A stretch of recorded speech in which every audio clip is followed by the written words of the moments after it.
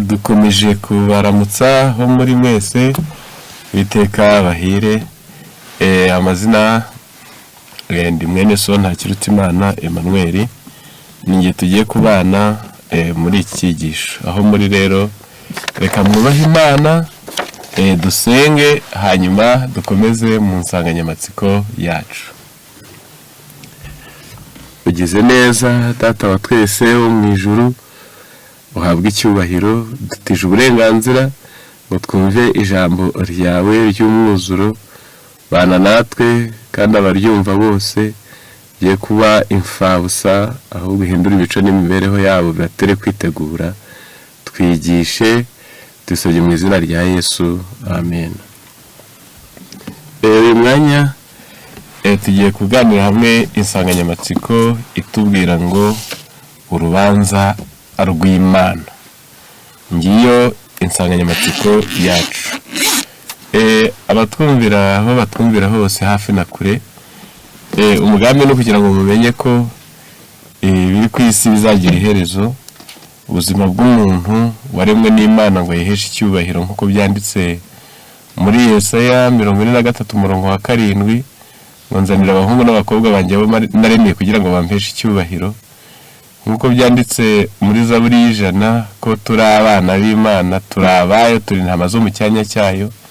Imana yadushyize ku isi igambiriye kugira ngo itubone nk'umubyizi, kuko niyo muremyi, turi ibiremwa byayo. Rero guhagarara nabi ntuyiho umubyizi igushakaho ntabwo bizarangira gutyo gusa, ahubwo Imana yagennye ko hazabaho urubanza. Rero kubateza amatwi, ni ibibazo turajya twibaza, mbese koko Imana ifitanye urubanza n'abaturage bayo? Igisubizo ni yego. Muri Hoseya igice ni icya 4 uhere ku murongo wa 1, Bibiliya iratubwira iti Hoseya 4:1, nimwumve ijambo ry'Uwiteka mw'Abisirayeli mwe, Uwiteka afitanye imanza na bene igihugu, kuko kitarimo ukuri cyangwa kugira neza, habe no kumenya Imana. Nta kindi gihari kitari keretse kurahira no bakica isezerano no kwica no kwiba no gusambana, bagira urugomo kandi amaraso agasimbura andi maraso. Nicyo kizatera igihugu kurira kandi ugituye wese akiheba, n'inyamaswa zo mu ishyamba nazo nuko, n'ibisiga byo mu kirere ndetse n'amafi yo mu nyanja azapfa. Nasomye byinshi, ariko ikigenderewe ni uko ijambo ry'Imana riduhamirije ngo yewe abumva mwese Uwiteka afitanye imanza na bene igihugu, cyangwa se n'abaturage bo ku isi. Si ibyo gusa, rwandiko intumwa Petero yanditse ni Petero ya mbere igice ni icya 4 umurongo wa 17, haranditse ngo kuko igihe kigiye gusohora urubanza rukabanziriza mu nzu y'Imana, ariko se niba rubanziriza kuri twe, iherezo ry'abatumvira ubutumwa bwiza bw'Imana rizamera rite? Kandi niba biruhije ko abakiranutsi bakizwa, utubaha Imana n'umunyabyaha bazaba he? Mu gihe Petero yariho, imbere ye mu nzagihe yahabonaga urubanza, kuko igihe kigiye gusohora urubanza rukabanziriza mu b'inzu y'Imana, kandi yarubonaga rutoroshye, akabona n'abitwa ko bubaha Imana rutaboroheye, kuko yavuze ngo niba biruhije ko umukiranutsi akizwa. Abacamigani bagiye bavuga batese ko ziri kurya n'abavumvu, abo bitwa ko basenga, abo bitwa ko bahorana na Bibiliya, abo bitwa imfura ko bagerageza mu mico myiza, nabo ntiruboroheye. Nkanswe noneho abigize ibyigenge, abigenza bakigarura, ntacyo bitayeho mu by'Imana yategetse. Noneho iyi mirongo uko ari 2 niduhamiriza ko byanze bikunze utuye ku isi ahari ari mari y'undi mugabo. Niko byanditse mu Bakorinto ba mbere 6:19 ngo ntimuri abanyu ngo mwigenge. Ababisoma mu Cyongereza haranditse ngo you are not your own, turi mari y'undi mugabo. Uwo mugabo waciye iyo mari akayishyira ku isi, ayishakamo umubyizi, kutamuha umubyizi muzahangana. Niyo mpamvu habayeho umushinga witwa urubanza. abanyumva mwese, abakire bazajya mu rubanza, abakomeye batimwa ku isi bazajya mu rubanza, injiji zizajya mu rubanza zibazwi bireshya n'ibyo zashoboraga kumenya, abafite ubutunzi bubayabaye buringaniye bazajya mu rubanza babazwa icyo babukoresheje gihwanye n'ibyo bajyaga gushobora, abakora ibyaha bihishe bazajya mu rubanza kuko ijisho ry'Imana ntaho ritareba, abagome, abahemu, indyarya, amabandi, abo bose bazashyirwa mu rubanza. Nta muntu utuye ku isi uzahakorera ibinyuranye n'ibyo Imana ishaka ngo nuko yihishe, nta ruswa ibamo, nta wazakwepera, nta kindi gihugu wahungiramo, isanzure n'iry'Imana.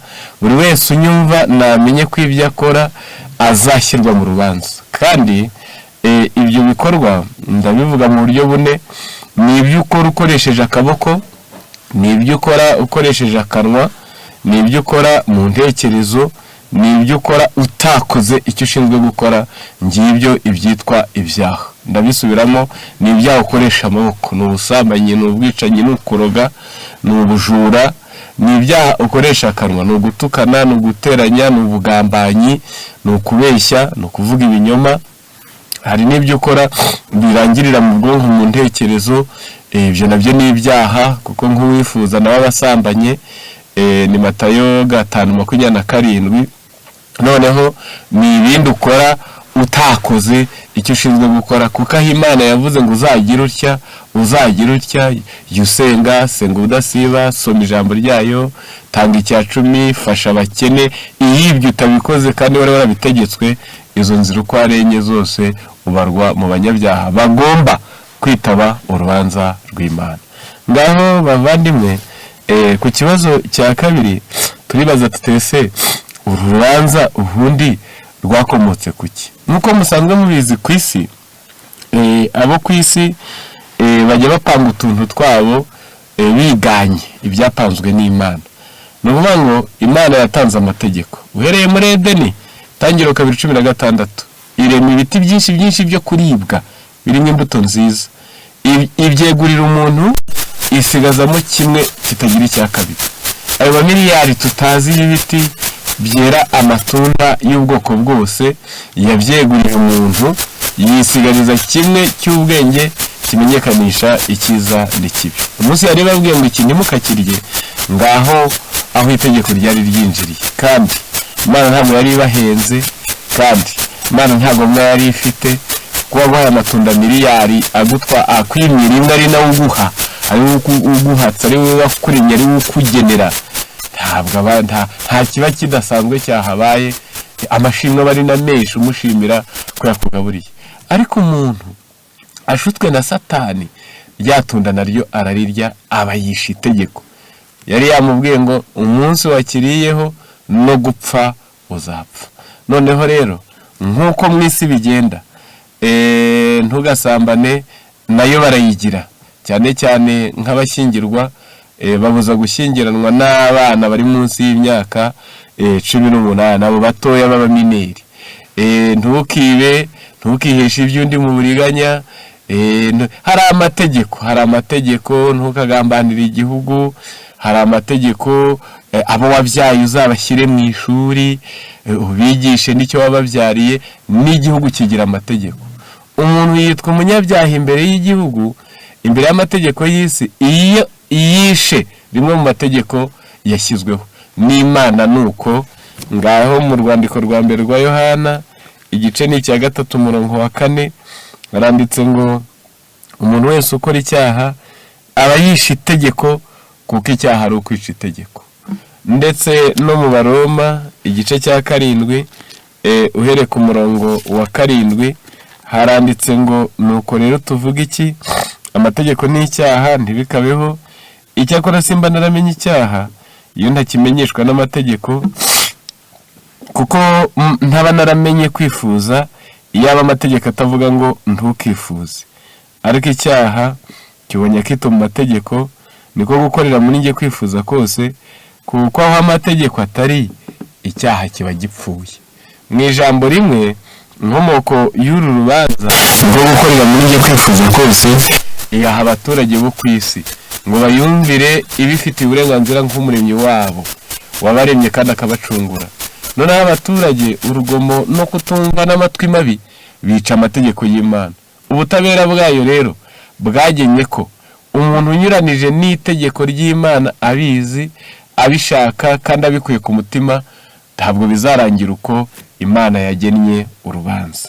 Mu byakozwe n'intumwa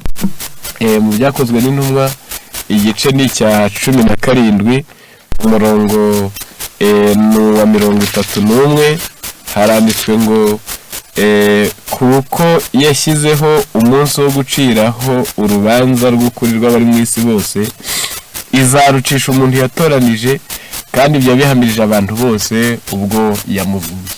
Nguko uko urubanza rupanze, Imana irarufite, ngo izarebaneho n'abica amategeko yayo, izaganire n'abanyuranya n'amabwiriza yabahaye. Imana yagenye ko habaho umunsi w'urubanza. Weho nyumva, ntabwo ibyo ukora bizarangirira iyo mu mugina aho bikorera. Ntabwo ibyo ukora mu buryarya urimanganya wiba bizarangirira iyo wihishe. Nubona abantu wabacitse, ibyo wakoze byaciyemo ntawe ukuvumbuye. Nubona umutungo wa leta usahuye ukayarengana, bikaba birarangiye. Nubona usambaniye mu ibanga wa mugore we, umugabo wawe ntabimenye, ubuzima bugakomeza. Nubona wa mukobwa utwita inda y'indaro ukanayikurira mwiyo, ukabona igisa n'ubukumi kuko si ubukumi, birakomeje. Ntukibwire ngo idosiye irarangiye, usigaranye urubanza n'Imana. Kandi ijisho ryayo riracengera, ntacyo wayihisha ntihishwa, ahubwo ngo ibintu byose mu maso hayo biyiri imbere nk'ibyambaye ubusa. Uzatungurwa. Uretse n'abari mu isi bagihumeka, n'abapfuye idosiye ntiziba zirangiye. Abaheburayo 9 umurongo wa 27, kandi nk'uko abantu bagenewe gupfa rimwe, hanyuma yaho hakaza urubanza. Abantu bagenewe gupfa rimwe, ariko nyuma yo gupfa hakaza urubanza.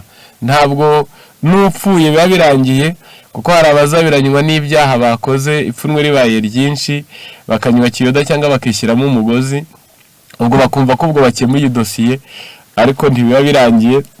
No hirya yo gupfa, n'uwo wapfuye ashyirwa mu rubanza.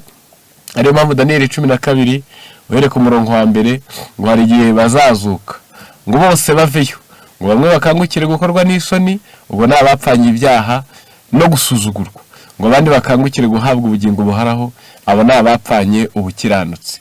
Rero weho unyumva, byumve bimenye, noneho burya twebwe abaturage bo ku isi dufitanye urubanza n'Imana yacu.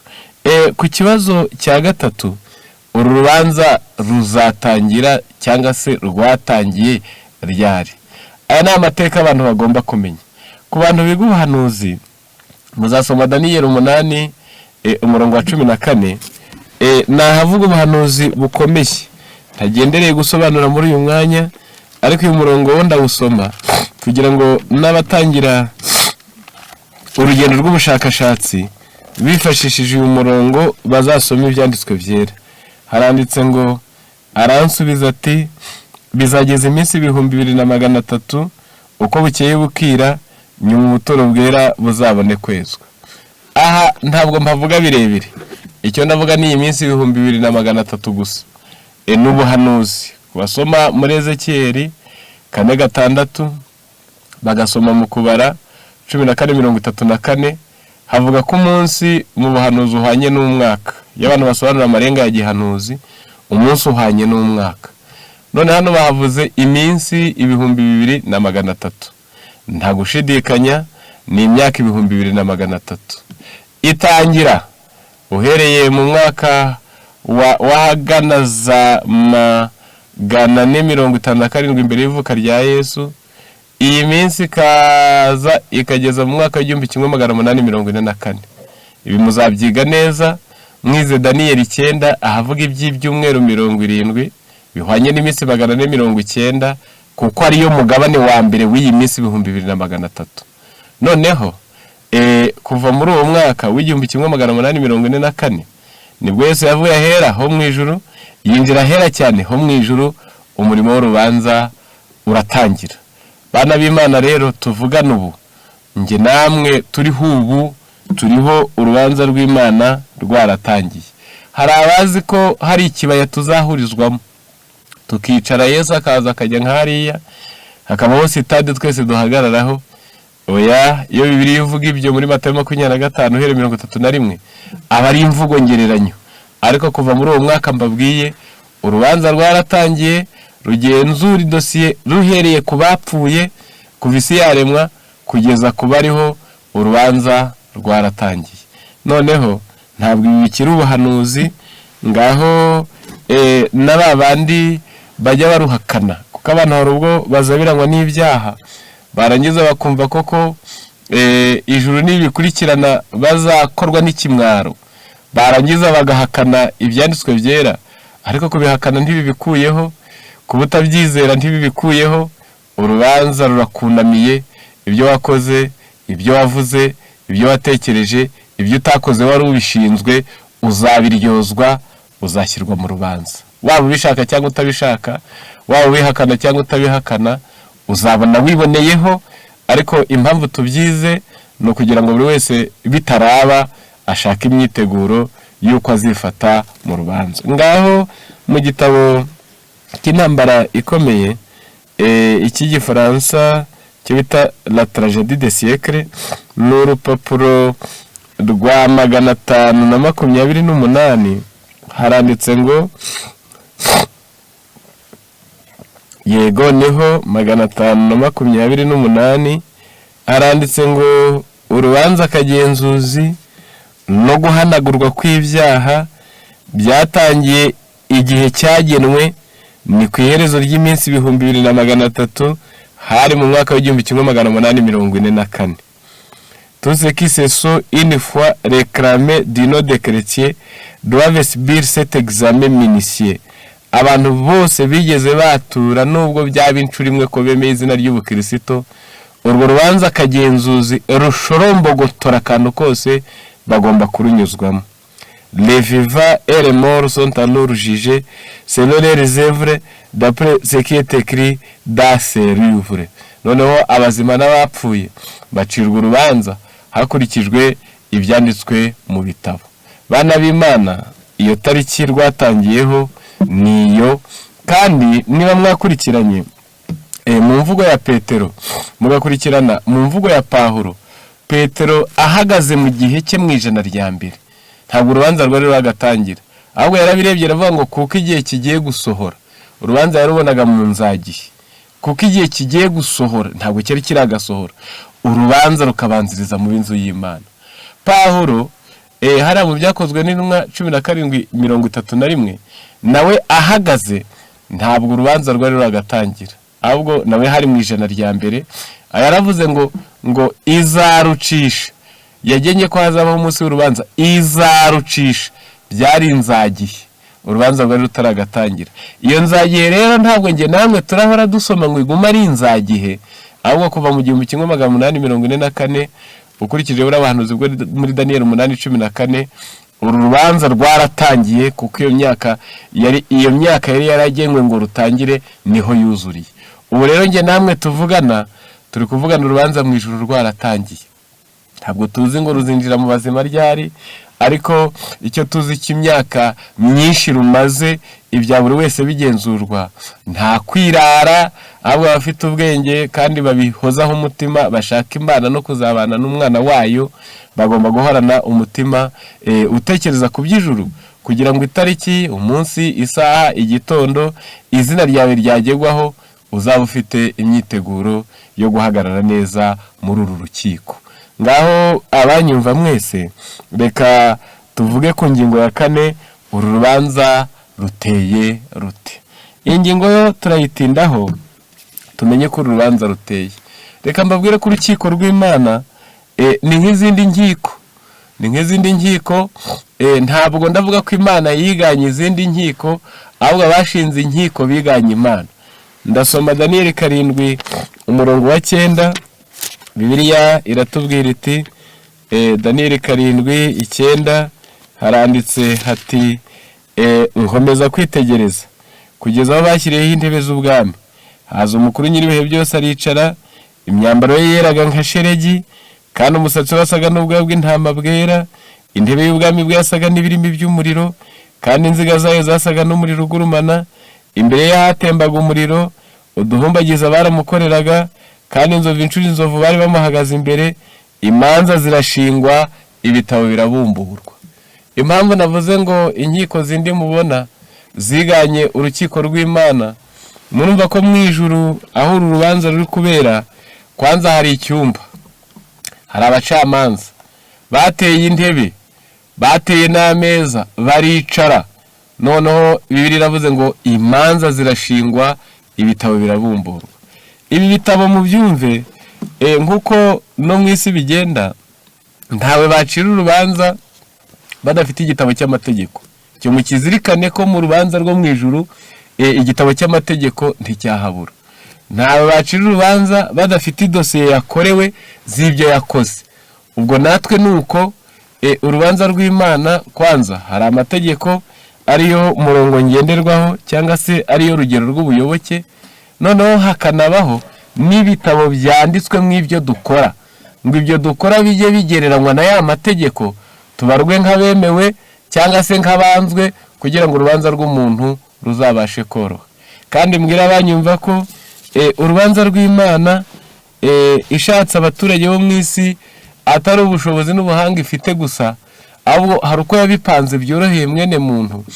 Urubanza yaruca mu kanya gato, kuko muri Matayo 7:12 haranditse ngo ibyo mushaka ko abantu babagirira azaba ari byo mubagirira namwe. Uyu ni umurongo urangiza byinshi mu byo mwene muntu asabwa, kuko urwaye ashaka ko bamusura. Biroroshye rero nawe kwibaza ngo kuki ngiye barwaye simbasure. Ubwo urubanza rwawe ukabura rurangije. Uri umunyabyaha washakaga gusurwa, ariko bo barwaye ntiwabasuye. Uwabyaye akana k'agakobwa ashaka ko karerwa neza, ntikabe icyomanzi n'ikirara, ariko ugasanga si igitangaza we yagiye guhindura abana b'abandi byomanzi. Ubwo urubanza rwawe urarurangije. Kuki akana kawe wakarinze uburara n'ubwomanzi ukajya guhindura abandi ibyomanzi? Ubwo urubanza urarurangije, uri inkozi y'ibibi. Wahinze mu kabande ashaka ko abajura batamwiba, ariko wakajya kwiba. Wibute kandi udashaka ko bakwiba. Burigeze habaho n'igihe ngo abajura babiri bariba, bajya guhisha, bahisha abandi bajura bari kubareba, nabo baragenda barabiterura barabijyana, ngo bararakara, barababara, barivuvumanga, ngo barabahemukiye. Ubwo se aho bari babivanye, uwo mutima ukubwira ko uhemukiwe, ukabimenya, warangiza ugakora ibihemu binameze nk'ibyo wahemukiwe ukababara, uburangije urubanza rwawe. Urangije urubanza rwawe, umubyeyi nyumva wabyaye arashaka ko akana ke abyaye kamwumvira, kakamwubaha. Yarangiza bana yamubwira gusenga ntajyeyo, yamubuza kunywa inzoga ntazireke, yamubwira ngo tanga icya 10 gifasha abakene ntakizane. Kuki se ushaka ko akana kawe kakumvira? Wibagiye ko nawe uri akana k'Imana, uragahinja kayo, uri mu biganza byayo. Uko ushaka ko bakumvira kandi we ntuyumvire, nawe ari umubyeyi wawe, urangije idosiye y'urubanza rwawe. Uru rubanza ntabwo ruzatinda, kuko Imana yaturemanye umutima nama utubwira ibyo dushaka n'ibyo twifuza, kandi koko tubizi neza. Noneho ibyo wifuza udakorera abandi, ndasubiramo Matayo 7:12, nuko ibyo mushaka ko abantu babagirira azaba ari byo mubagirira namwe, kuko ariyo mategeko n'ibyahanuwe. Rero uru rubanza mu ijuru hari ibitabo. Mu Bafilipi 4 umurongo n'uwa 2 kugeza ku wa 3 hari igitabo cy'ubugingo cyandikwamo amazina y'abantu bose ngo binjiye mu murimo w'Imana bakarwanira ubutumwa bwiza. Icyo gitabo muri uru rukiko kirahari cyanditsemo ibyanjye nawe. Niba warinjiye mu murimo w'Imana, utagiye kurwanirira idini, utagiye kurwanirira bene wanyu gusa, utagiye kurwanirira ubukungu, utagiye kurwanirira ishema ryo mu isi, ahubwo ugiye kurwanira ubutumwa bwiza kugira ngo Yesu ahabwe icyubahiro, yakirwe mu mitima y'abantu kandi hinduke babingira akamaro ku isi, abari nkora amahano. Niba uwo murimo ukora, izina ryawe ryanditswe mu gitabo cy'ubugingo, kizaba kiri mu rubanza. Noneho hari igitabo cya 2, ni igitabo cy'urwibutso. Ni Malaki 3 umurongo wa 16 aranditse ngo abubaha Uwiteka baraganiraga, nuko Uwiteka agatega amatwi akumva, nuko igitabo cy'urwibutso cy'abubaha Uwiteka bakita ku izina rye kikandikirwa imbere ye. Muri urwo rubanza hariho igitabo cy'urwibutso cyandikamwe ibyiza dukora, cyandikamwe ibyifuzo byiza, cyandikamwe imigambi myiza tugira, cyandikamwe amashimwe, cyandikamwe imvune tuvunika ariko tugambire ko Yesu ahabwa icyubahiro, cyanditswemo amashimwe n'indirimbo zo kunezerwa ziririmbwa nabo twagiriye neza. Ibyo byose icyo gitabo nacyo kizaba kiri mu rubanza. Muri Yesaya 35 here ku murongo wa mbere muzagende mugeze ku wa 7 hari urutonde rw'ibyaha: abasinda, abasambana, ababeshya, abanganira mu mutima, abagira imijinya, indyarya, abagome. Ibyo byaha byose, abarozi, Bibiliya iravuze ngo ibyo byose biranditswe imbere yanjye, ntabwo nzabyibagirwa. Ibyo byose biranditse. Niyo mpamvu ubwo mu ijuru muri uru rukiko niba mubyumvise hari ibitabo bitatu. Hari igitabo cy'urwibutso cyanditsemo ibyiza dukora, hari n'igitabo cy'ubugingo cyanditswemo amazina y'abantu bose barwanirira ubutumwa bwiza, harimo n'igitabo cy'ibyaha cyanditswemo urutonde rw'ibyaha dukora. Bana b'Imana, kubera ko hari urubanza nyine rwatangiye, si igitangaza ko ibyo bitabo ko mbivuze buri wese umuntu yakisanga muri byose. Ukaba utari umugome hari utwiza ukora ukajya mu gitabo cy'urwibutso, ukaba nanone uri umunyabyaha hari utwaha ukora ukaba wanditse no mu gitabo cy'ibyaha, ukaba n'ubutumwa ugerageza kuburengera ukaba wanditse no mu gitabo cy'ubugingo. Ariko ntabwo ari uko bizahora ngo Yesu areguke ajyana abantu mu ijuru bose bacyanditse muri ibyo bitabo ko ari bitatu. Ahubwo muri iki gitabo cy'intambara ikomeye, reka nsomemo amwe mu magambo. Intambara ikomeye y'Igifaransa ni urupapuro rwa 524.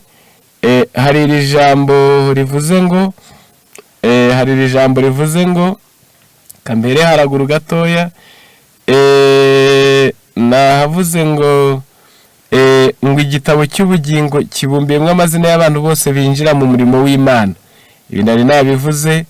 Ndamanuka hepfo ahanditse ngo nanone kandi hari n'igitabo cy'urwibutso kimwe cyo muri Maraki twasomye, habanditsemo amagambo yo kwizera tuvuga, habanditsemo ibikorwa by'ubugiraneza dukora.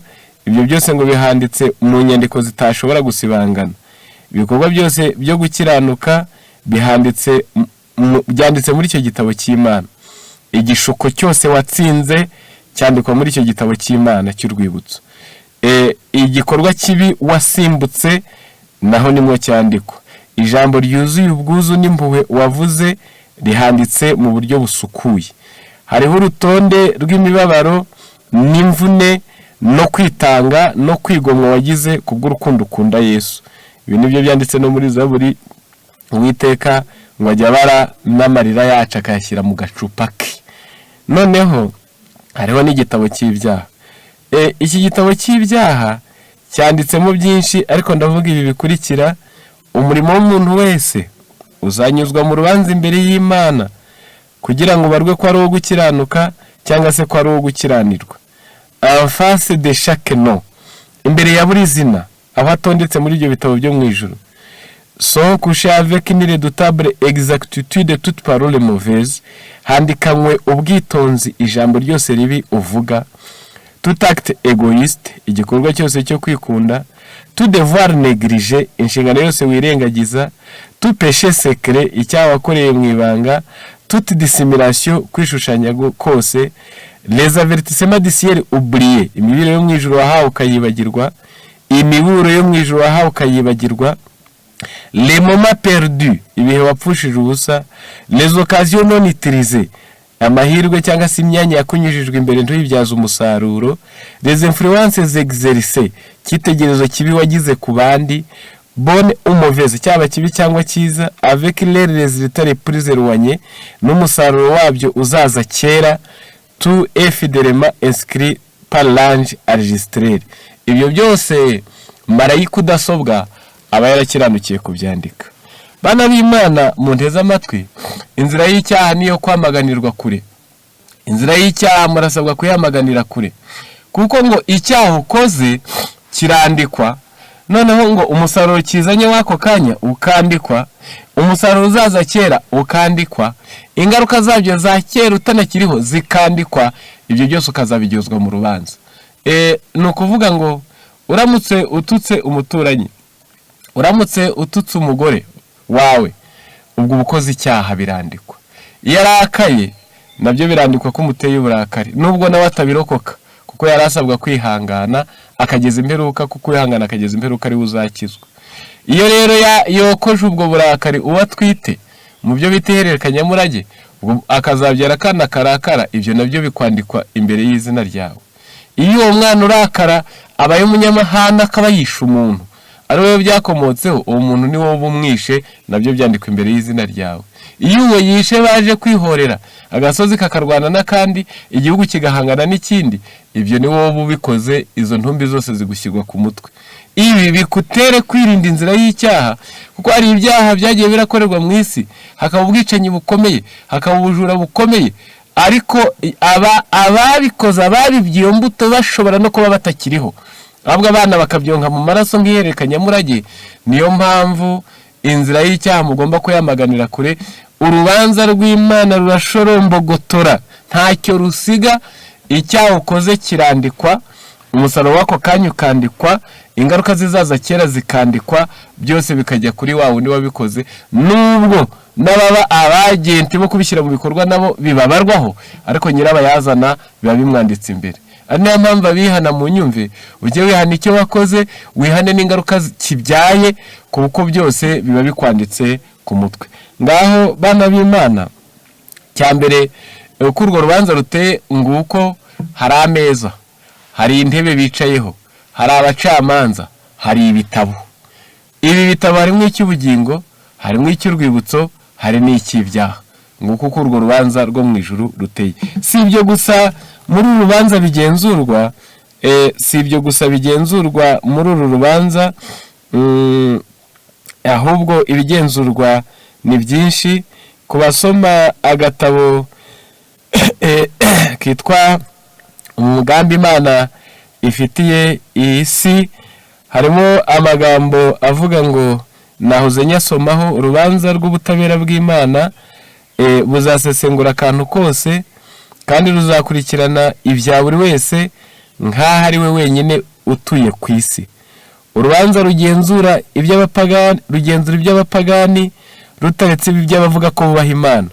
Ntidukirizwa mu gihiriri cyangwa se mu itsinda. Kwera no kwitanga by'umwe ntacyo bizakora ku kutera no kutitanga by'undi. Bona nubwo amahanga yose ari ngombwa kunyuzwa mu rubanza, Imana izagenzura ibya buri muntu ibyitondeye nk'aho ari we wenyine wari utuye ku isi.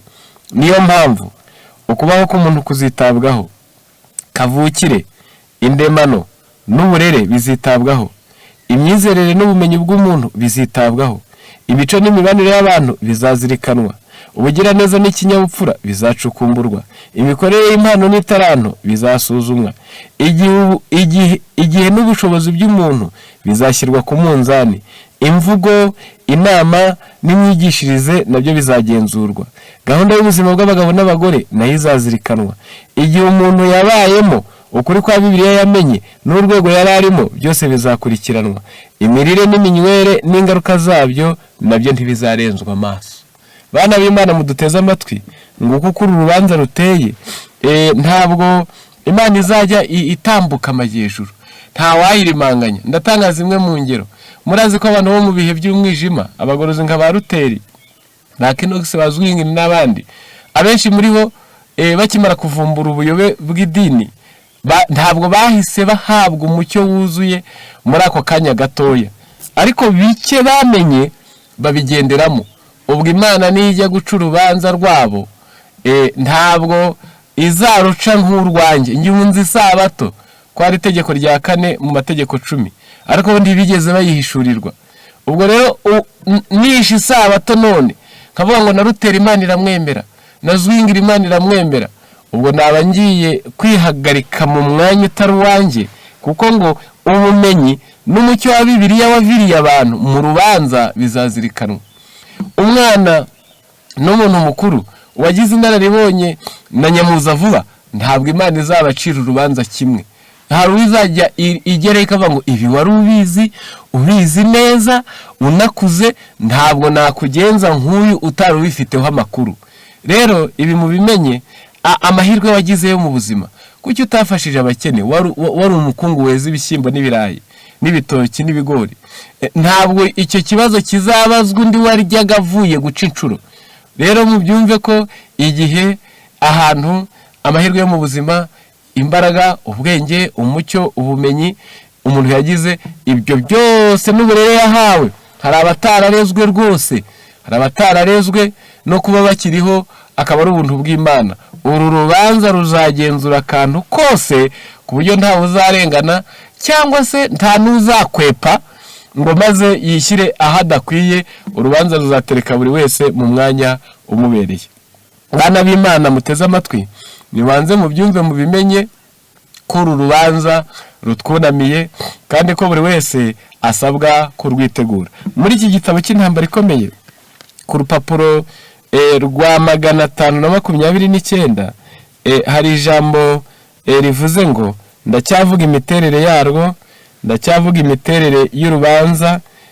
Intambara ikomeye 529 hari ijambo rivuze ngo yego niho haranditse ngo yego niho 529 ku munsi w'urubanza. Uburyo twakoresheje ubuhanga bwose Imana yaduhaye bizasuzumanwa ubwitonzi. Igishoro Imana yaduhaye yadutije twagikoresheje dute, ibyo bizagenzurwa. Mbese Nyagasani azagisangana inyungu? Mbese twaba twarakoresheje imbaraga dufite z'impagarike mu kuzahura ikiremwa muntu no mu kugihesha umugisha hamwe n'imbaraga zacu z'ubwenge? Comment avons-nous usé de notre temps? Igihe cyacu twagikoresheje dute? De notre plume, kuba tuzi kwandika, ibyo byonyine byamaze iki ku isi? De notre parole, amagambo yacu. De notre argent, de notre influence, amafaranga dutunze, imbaraga yacu rukuruzi, ibyo byose twabikoresheje dute? Ibyo byose bizagenzurwa mu rubanza. Bana b'Imana, uru rubanza buri wese uteze amatwi namenye ko atapfuye kuba hari agati kiteretse, ahubwo turi ubwoko bw'Imana, turi intama zo mu cyanya cyayo. Igomba kugenzura uko ibiremwa yaremye bishakaho icyubahiro bikora nuko byagenze, noneho urubanza rugashingwa. Ngaho ndongera nimuke, mbese uru rubanza noneho umuntu yarwitegura ate, yapanga ate uburyo yarurokoka? Bana b'Imana, bitewe nuko urubanza ruzashingira ku mategeko nk'uko twabisomye, urubanza rushingiye ku mategeko, kandi uburyo rushingiye ku mategeko ntabwo ari amategeko y'Imana mu bigaragara gusa, ahubwo ruyashingiraho ariko mu buryo bwayo bwimbitse. Ibi ndagerageza kubisoma mu gitabo cyitwa Ubutumwa Bwatoranijwe, ni umuzingo wa mbere, page 254 ku basoma igifaransa. Abasoma icyongereza ni 217. Haranditse ngo amategeko y'iteka aratunganye rwose. Ni Zaburi 19:8, ni ko umunyezaburi yavuze ngo mbega ubwiza bwayo, mbega kurabagirana kwayo, amategeko ya Yehova. Amategeko y'Imana ni impinamagambo cyane ku buryo bikoroheye ushobora kuyatondagura mu mutwe, ariko aragutse cyane iyo ashaka kuvuga ubushake bwose bw'Imana. Pour s'appliquer non seulement aux actions extérieures, kuko ntabwo agenzura ibikorwa bigaragara inyuma gusa, mais aussi aux pensées, ahubwo arahuranya akagera mu ntekerezo, aux intentions akagera mu migambi, aux désirs akinjira mu byifuzo, et aux émotions du cœur akajya no mu by'umutima ubangukira. Ce dont les rois humains sont incapables, amategeko yo kwisi atacengera car elle ne s'occupe que des actions extérieures, kuko amategeko yo kwisi yo agenzura gusa ibikorwa byakorewe ahagaragara. Un transgresseur peut réussir à cacher ses méfaits.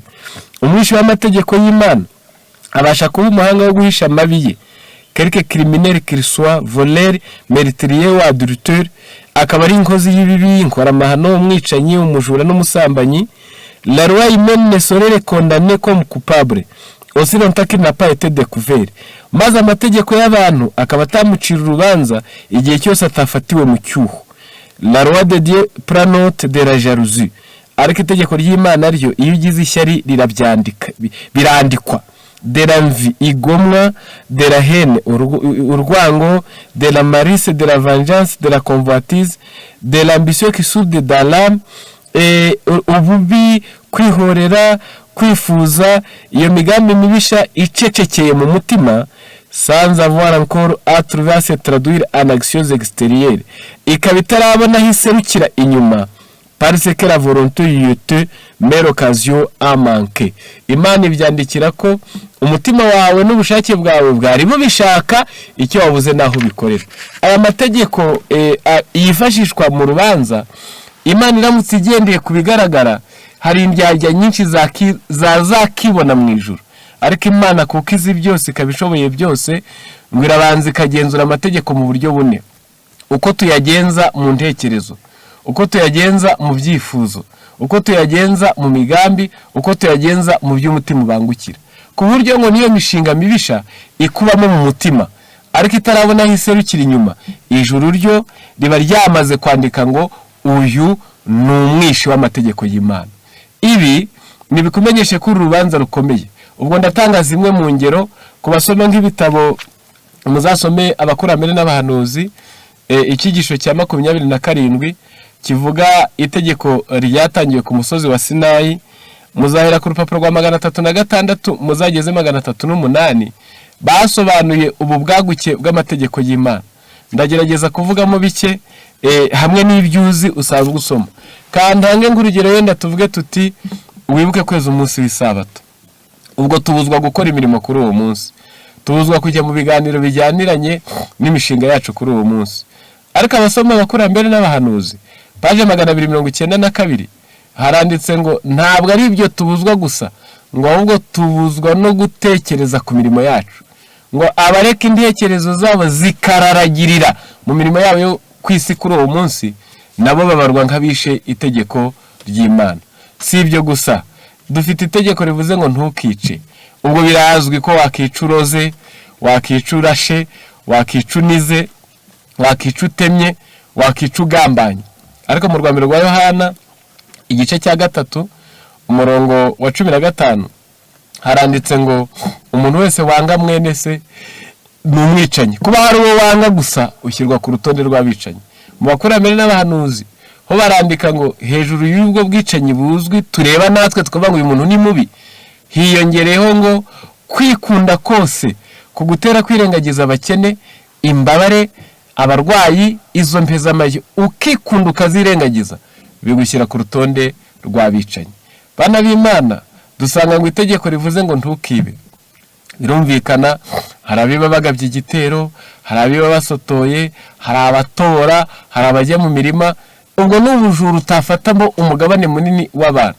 Ariko mu migani 19:14 haranditse ngo ugiye kugura arapfobya akavuga ngo urampenze, urampenze, ngo ariko yatandukana n'uwo baguze ngo akagenda yishimira icyaguze. Ubwo bivuze ngo guhenda umuntu mu bucuruzi n'ubujura, kungukira mu byago yagize n'ubujura, kubuzi ko yagize ingorane, yakoze impanuka, umwana wese yakoze amahano, bamuciye miliyoni 2 cyangwa 3, nawe ugatabara ushaka ngo ugure n'akazabamo, udatabaranyije ngo umwunganira akemura ikibazo. Ko uko gushaka kungukira mu byago agize ushyirwa ku rutonde rw'abajura. Kungukira mu bujiji bwe kuko adafite amakuru, ntabwo azi uko imari iri kugura, amakuru ntayo, ukaba wowe ubizi neza ukazuka muri manganya wendeye kuko batagira amakuru, ushyirwa ku rutonde rw'abajura. Noneho mwumve ko urubanza rw'Imana nta kazayisoba, izakurikirana ibintu ititaye ku mibyizi y'ibyakorewe imusozi, ahubwo yitaye ku migambi yatumye bikorwa. ibyo byanditse muri Ifuzwa ibihe byose, igifaransa ni 312, ahavuga ngo impamvu idutera gukora ibintu niyo ituma bihabwa agaciro bikemerwa ko ari byo gukiranuka cyangwa se ko ari byo gukiranirwa. Aha ndacyavuga amategeko y'Imana.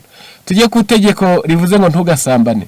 Biramenyere ko abantu basambana nyine n'abasambanisha imibiri, bashobora no kurwara n'izo ndwara, bashobora no guterana amada, ariko baramutse ari abo gusa ntabwo abasambanyi baba benshi ku isi.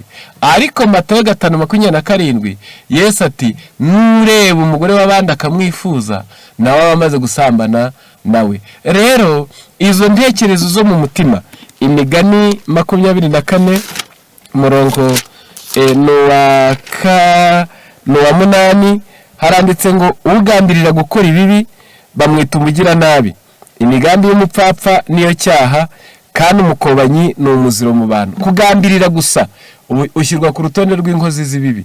Iyo migambi mibi ikugira umunyabyaha. Imigani 15:26 haranditse ngo imigambi mibi ni ikizira ku Uwiteka, ariko amagambo anezeza aramutunganira. Ushobora kuba rwose hari abo wangira mu mutima, ushobora kuba hari abo urwaye inzika batabonera umugisha iwawe, hari abatavuga ngo wumve kandi ibyo bavuga byumvikana kandi ari byiza, hari n'abatakigisha ngo ufashwe ari urwango rwakwishe. Ibyo byose itegeko ry'Imana riragenda rikabisesengura rikabimenya. Noneho rero kugira ngo ubone imyiteguro y'uru rubanza, banza urushyire imbere yawe nawe urubone ko rukomeye koko. Banza ubyiyumvishe mu bwenge nawe we kubaho nk'iyiragira ikicyura, ahubwo umenye ko wagushyize ku isi afite icyo gushakaho kandi afite aho uzatanga raporo akakubaza uko wigenje. Ibyo banza ubimenye. Noneho numara kubimenya umenye ko amategeko y'Imana yadushyizwe imbere tugomba kuzayumvira, hirya yo kutayumvira buri wese uriho agashyirwa mu rubanza. Bana b'Imana, uru rubanza nta muntu ujya rutsinda ngo uhagararemo mu mbaraga zawe nkawe n'ubumuntu bwawe nuko ugenda uzavemo urutsinze. Oya, ndasoma iyi mirongo nerekera ahashyira umusozo. Muri Zaburi 143 umurongo wa 2 Dawidi yavuze aya magambo, ni nk'isengesho nawe ukwiye gusenga, nge nawe rikatubera imyiteguro. Yaravuze ati kandi ntushyire umugaragu wawe mu rubanza, kuko ari ntawo mubabaho uzatsindira mu maso yawe. Yarabihereye hehe? Yarabihereyeho ko niyo wanga mwene se burya uri umwicanyi. Niyo ugize imigambi mibi mu mutima ibarwa nk'icyaha. Niyo wifurije umuntu ibibi bibarwa nk'icyaha. Ibyo byo hirya kwifuza kuri iyo hirya ni ibyaha ijuru ribara nkaho wakoze igikorwa nyirizina. Ibyo abirebye asanga ubumuntu bwe n'intege nkeze atakikura imbere y'urubanza. Kandi nibaza ko nanjye nawe nuko bimeze. Arangije arasenga ati kandi ntushyire umugaragu wawe mu rubanza, kuko ari ntawo mubabaho uzatsindira mu maso yawe. Arongera uzasoma muri Zaburi 130 umurongo wa 3 arongera arasenga ati Uwiteka njya ngutakira ndi muhengeri, mwami umva ijwi ryanjye, amatwi yawe acyarire kumva ijwi ryo kwinginga kwanjye. Uwiteka wagumya kwibuka ibyo dukiranirwa, mwami ninde wazahagarara adatsinzwe? Urumva ko nawe yari arebye urubanza, areba ubwaguke bwarwo, areba ubunyabyaha bwacu, asanga urubanza nta waruhagararamo nkawe, nkuko izindi zo mu isi bitaba. Ukagenda ujyanye abagabo n'ibimenyetso na resi waguriyeho, ukagenda uri confident uzi ko uratanga ibimenyetso gusa, nubwo hari igihe biguhindukana. Ariko hari n'igihe uvuga uti ndarenganye yenda bandushije agatuza, ariko ubu ugiye uzi ngo aha ndiyizeye. Muri uru rubanza ukurikije kamere muntu yahindanijwe n'icyaha, Dawidi aravuze ngo wakibuka ibyo dukiranirwa byose, nta numwe wahagarara adatsinzwe. Rero bana b'Imana n'abandi babarwa nk'abakiranutsi, dusoma muri Bibiliya, muzasoma umubwiriza 7:20 Salomo niwe wavuze ngo nukuri ngo nta mukiranutsi uri mu isi ukora neza ntacumure. Ndetse mu bami ba mbere igice cy'umunani umurongo wa 46 ari gusenga amaze kubaka inzu y'Imana, yarasenze aravuga ngo n'abanyamahanga bazerekera iyi nzu, arabasengera ngo nibagucumuraho, kuko ari nta muntu udacumura. Imbere y'Imana turi abanyabyaha, n'abantu nka ba Yobu, abo n'ijuru rirata kugeza ubwo ribwira Satani ngo witegereje umugaragu wanjye Yobu. Nabo imbere y'urubanza nkabo nk'abantu ntabwo bahahagararaga bemye. Ngaho Yobu 33 umurongo n'uwa 9 n'uwa 8 n'uwa 9 haranditse ngo mpera 9, ni ukuri wavuze numva, kandi numvise amagambo y'ijwi ryawe uti ndaboneye nta gicumuro mfite, nta rubanza rundiho, kandi nta n'ikibi kindimo. Ariko rero inshakaho impamvu indeba nk'umwanzi wayo. Ni nkaho yakavuze ngo inshungura ntabwo yabura urukumbi. Yobu 9:20 haranditse ngo Yobu 9:20, naho naba ndi umukiranutsi akanwa kanjye kancira urubanza, naho naba ndi intungane niko kampamya ubugome. Mbese aha ni mu byumve, mu myiteguro y'uru rubanza ntabwo ari ugukambya agahanga, si ugushyira iryinyo ku rindi, si ugushaka idosiye n'ibisobanuro ngo uzahangana n'Imana usobanure ku byaha byawe. Oya, ahubwo aba bose twavuze bashatse ubaburanira, bashatse Yesu ngo batsindishirize. Aricyo cyatumye Yobu avuga ngo nyamara njyewe ubwanjye nzi ko umucunguzi wanjye ariho, kandi uruhu rwanjye nirumara kubora ngo nzareba Imana afite umubiri. Kuki avuze ibyo gucungurwa kandi ijuru ryaramuhamije nk'umukiranutsi?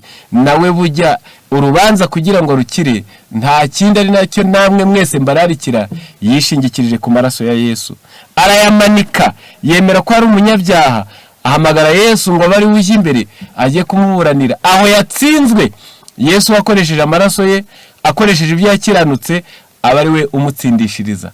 Abarutambutsemo bose nuko byagiye biragenda. Bana b'Imana, reka twerekere ku musozo. Umugambi nyamukuru kwari kugira ngo tubumvishe ko mutari uduti twiteretse, ahubwo turi ku isi. Imana yaraturemeye kugira ngo tuyiheshe icyubahiro, iduha amategeko tugomba kumvira. Kunyuranya nayo ugashyirwa mu rubanza. Icyo kora ababyumvise ubu bakaba bafite umutima w'ubushake wo kuzabana n'Imana, nibararike Yesu ubwo batsinzwe narwo, abatsindishize dosiye zabo zijyemo, azitunganye akoresha amaraso ye. None imbere y'Imana tubarwe nk'abakiranutsi tubihawe na Yesu. Naho ubundi kubaho gusa nkaho nta rukunamiye ntabwo byaba ari iby'ubwenge. Nimumenye ko hari urubanza rw'Imana, kandi rutazi umukire, rutazi ukomeye, rutazi uwize, rutanena injiji, ruzagenzura akantu ku kandi, buri wese akaryozwa ibyo yakoze. Ngaho mureke twishe mu maraso ya Yesu twese. Imana ibiduhere hamwe mu izina rya Yesu. Amen.